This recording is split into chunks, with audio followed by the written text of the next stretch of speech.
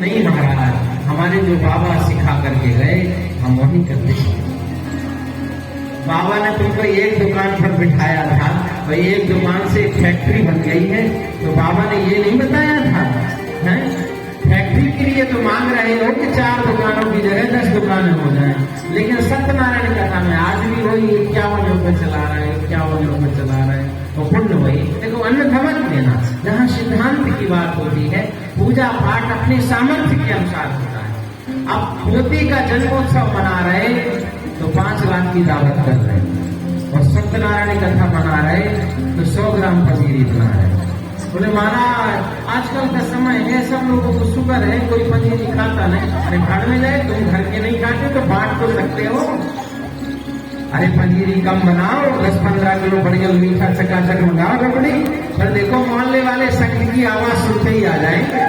हाँ, बाबूजी के घर में जब पूर्णमासी को सत्यनारायण होती है तो रबड़ी मिलती है।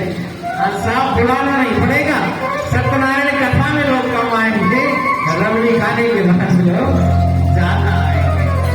और अगर आप वही पनीरी वही बतासे बांटते रहोगे तो लोग शुगर का बहाना करके निकल। इसलिए सब चीज बदल रही है। हमको तो 1000 चाहिए, लेकिन हम बाद में बड़े श्रद्धालु। महाराज जी पूजन पाठ को श्रद्धा धर्म का होता है, ये पक्षपात ना करो। फिर जैसा आप पोते का उत्सव मना रहे हो वैसे ही कन्हैया का जन्मोत्सव मनाओ, उत्साह बराबर होना चाहिए। ये पक्षपात हो जाता है। जहाँ हमारा विवाह का उत्सव होता है वहाँ हम करोड़ों खर्च करते हैं, और जब भगवान का विवाह उत्सव आता है तो बार बार सोचते हैं राम राम आप तो भूल गए थे बाजार की जाएगी पर, है ना? ऐसा ना करो। सामर्थ्य के अनुसार जैसा जिसको दिया है परमात्मा ने वैसे आनंद के साथ मनाओ। अगर हम 4 प्रकार का भोग खाते हैं तो ठाकुर जी के उत्सव में भी 4 प्रकार का भोग लगाओ। अगर परमात्मा ने दिया है और नहीं दिया है तो भगवान को एक तुलसी दल से भी रीझ जाते हैं। लेकिन ऐसा मत करो कि तुम तो बढ़ियल बढ़ियल कचौड़ी मंगौड़ी पकौड़ी खाते हो। बोले भोग क्यों नहीं लगाया?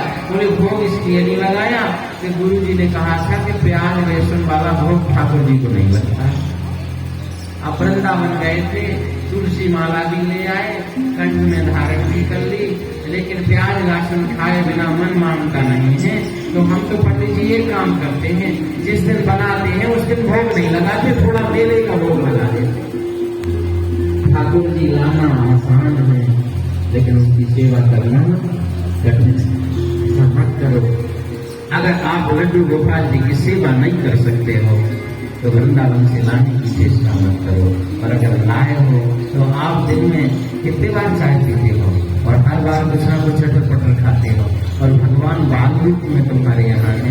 आपका छोटा बच्चा 2 वर्ष का हो, दिन में कितने बार दूध पिलाते हो उसे भूख लगती कि नहीं लगती? और ठाकुर जी को आप बाल रूप में रखे हो अपने यहाँ, ठाकुर जी को भी बालक स्वभाव में समझो, उनको भी थोड़ी थोड़ी देर में कुछ खिलाते पिलाते भोग लगाते रहा करो।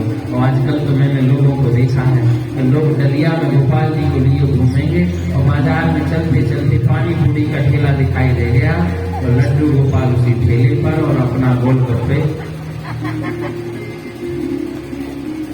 गोपाल जी को दिखाते कि गोपाल जी इसमें तो प्याज पड़ा है, ये आपको भोग। साहब उसी के ठेले पर गोपाल जी को बिठा रहे हो और तुम प्याज वाले गोलगप्पे उड़ा रहे हो, तो गोपाल जी यही कहेंगे हे भगत फिर से कब पिंड छूटेगा। ऐसी ऐसी दिखावे मत करो, भक्ति